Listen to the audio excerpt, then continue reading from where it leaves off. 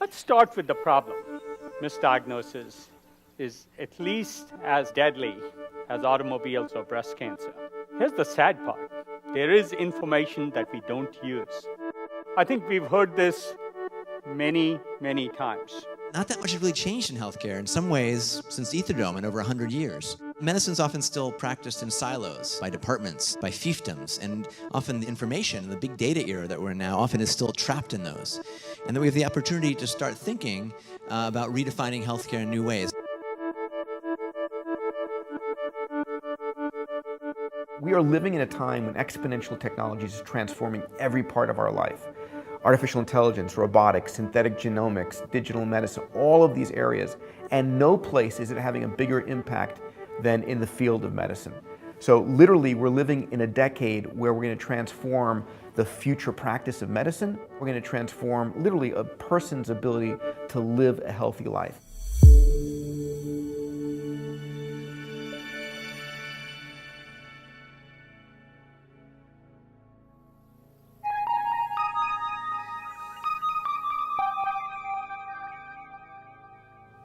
I'm Neil Jacobstein, co-chair of Artificial Intelligence and Robotics at Singularity University here at the NASA Ames campus. I got here through kind of an interesting route. I started out doing environmental science work, and the work that we did I thought was valuable, but was largely addressing problems that were symptoms of a larger pathology. Our society falls for immediate gratification. So I spent many years looking at new design systems and new decision-making systems using artificial intelligence technology. That's what really engages me about the work that we're doing here at Singularity University. We are using exponential technologies to examine and address the problems that are really systemic and endemic in our system. Especially during the summer when we have a 10-week program, the first third is roughly based on getting people up to speed and cross-training and getting out of their silos. The second third is doing some deeper dives, and the kind of final push is to instigate new teams, collaborations, and projects that hopefully in some cases can spin off into the real world to make big impact. We specifically have a pretty high bar for them that says that we want your project to be able to positively impact the lives of 1 billion people within 10 years. And we take that seriously. It's not just rhetoric.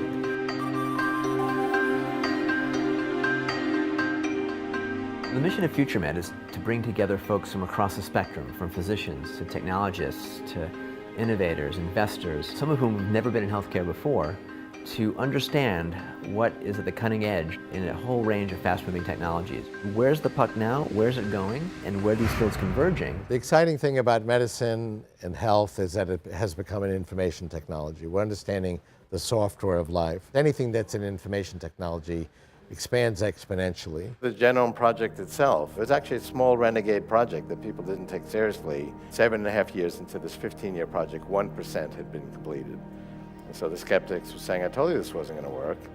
1%, 7.5 years, it's going to take 750 years, like we said. My reaction was, no, 1%, we're almost done. We mapped the first human genome in 2001, and then by about halfway through the aughts, we were doing that, and it didn't cost $1 billion, it cost $1 million. It's still not something that you wanted to put down a credit card and buy, but now in the last year, we can do this for a few $1,000s per person.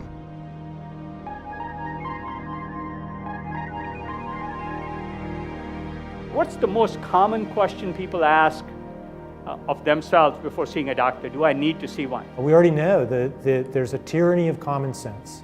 If I were to say to you, what's the shape of the world, and you told me round, I'd say you're a fool. It's obviously flat, right? I mean, do we go around the sun or the sun goes around us? Clearly the sun goes around us. I mean, how ridiculous. The tyranny of common sense. Why would you treat me the same exact way you treat someone who is twice my age, male, different ethnic background? I mean, there's a lot of things that go into why someone is sick. Imagine if you had, a buddy, one of your colleagues who read voluminously, basically read everything that was out there, and when you had to make a decision, could come up and say, listen, I just read 4,000 articles that are relevant to your decision. What Watson does and will do is make it easier for the decision maker to make an evidence-supported decision. Healthcare has to change. We need to be able to make you part of healthcare, make it easier for you to get the services you need. So you don't have to go to the doctor to get your blood pressure checked, because you can do that at home. You don't have to go to the doctor to get your blood sugar checked. You can do that at home. So you will know a lot of what you need to know before your doctor does. The way for change to happen is not to attack a system head on. It's to attack it in some narrow niche that's compelling for the user. I think one of the things that's really exciting about the quantified self movement is that it allows us to fly by wire. That is, it allows us to let the data speak, to let devices like this one tell me how many steps I've taken today, rather than my faulty recollection of how many steps I've taken. And look at that delta between actual behavior and target behavior, and really get a systematic feedback loop between where we want to be and where we are.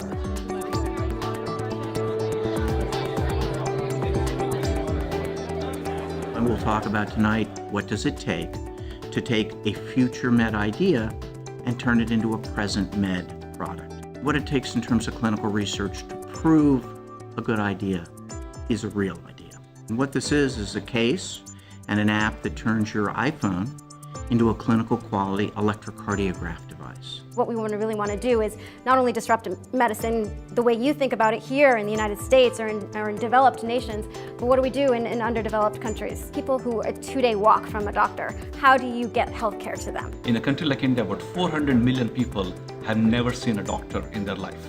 These are staggering numbers, and we simply cannot use the model that we have been using of expecting people to come to hospitals and clinics. We have to figure out a way for clinics to reach the people.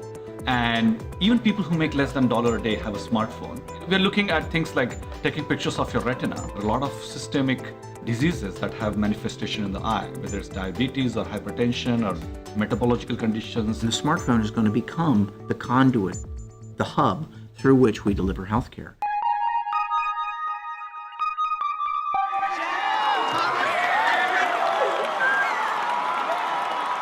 Hi, I'm Jackie Andraka. I'm a 16-year-old and I'm a sophomore in high school, and I've developed a new way to detect pancreatic cancer.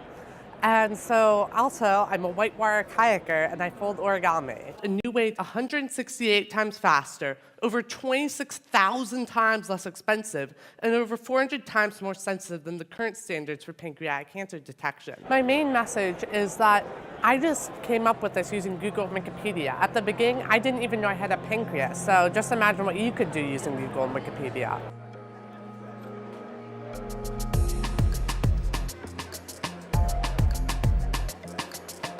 Imagine having a device like this that you can give to an epileptic. What if it could send an alarm to their doctor or their family member when they've had a seizure? And what if, a few years from now, it can actually give a warning in the pre-ictal state to say a seizure is about to happen? And X Prize was launched recently to do a medical tricorder. You remember Spock and Bones McCoy, to build a home-based device that integrates these technologies. Over 200 teams have now entered that competition. One of them started here at the first FutureMed in 2011. They're called Scanadu. I actually have one of their prototypes here. This is a thing they call the Kidcorder. And when you hold this to your forehead, and it'll talk to your smartphone, it'll pick up your heart rate, your respiratory rate, your relative blood pressure, how oxygenated your blood is, and potentially communicate later with your physician or a smart set of algorithm and questions to figure out, does your child need to go to the emergency room? It'll bring the cost of healthcare diagnostics literally down towards zero for the wealthiest or for the poorest. A quote from Einstein: "For an idea that does not at first seem insane, there is no hope." And that's what some of these are. We're all focused on this idea of harnessing accelerating technologies for change, but the beauty is that it's so multidisciplinary and everybody's kind of taken from one discipline and just thrown into another, and so you get these oblique angles of insight that happen, and that's very special. The range of incredibly creative thinking. There was a presentation last year using an effective 3D printer to create functioning liver, the early stages of that. When someone needs a new heart, liver, lung, instead of waiting for someone to die, you're going to take a skin sample and grow yourself a brand new heart, liver, or lung. It's going to become sort of like crazy to think that you had to wait for a person to pass away before you could have an organ transplant. What I'm interested about is this notion of an hardware app store. And we all talk about software apps, we download them and play with them, and it has unleashed a new creativity because we have decoupled the developers from the distribution platform. Now imagine if you can do the same thing for hardware, where we can create very simple add-ons that mate with your phones will unleash another level of creativity. People are just rejecting the idea that this is impossible, that maybe this will fail. But if 5% of it is successful, I mean, that's wow.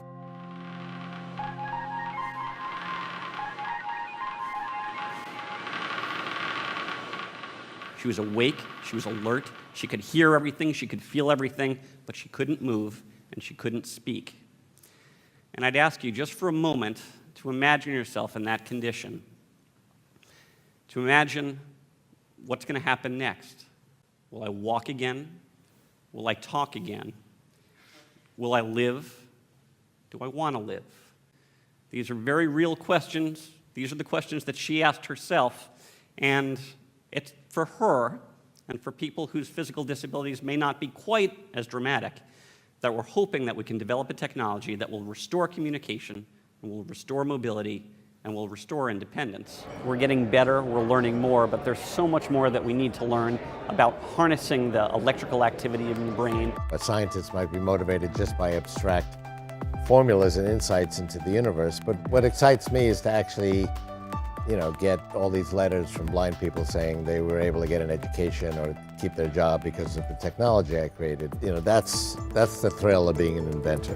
When you see the ability to get somebody who can't walk up and walking and interacting with their family, and you find out the first thing they want to do is hug because they haven't hugged in 5-10 years, you really realize, like, wow, that's cool, that's really meaningful. Happily, the story gets a little bit better. She's then going to be able to twist that arm to take the drink herself. So she gets that into her mouth. Really, the outcomes have to be human, and they have to touch human beings. And to me, if we can touch over 1 billion lives with the things that are being constructed here as ideas, that's just a really exciting time to look forward to. I hope I'm around.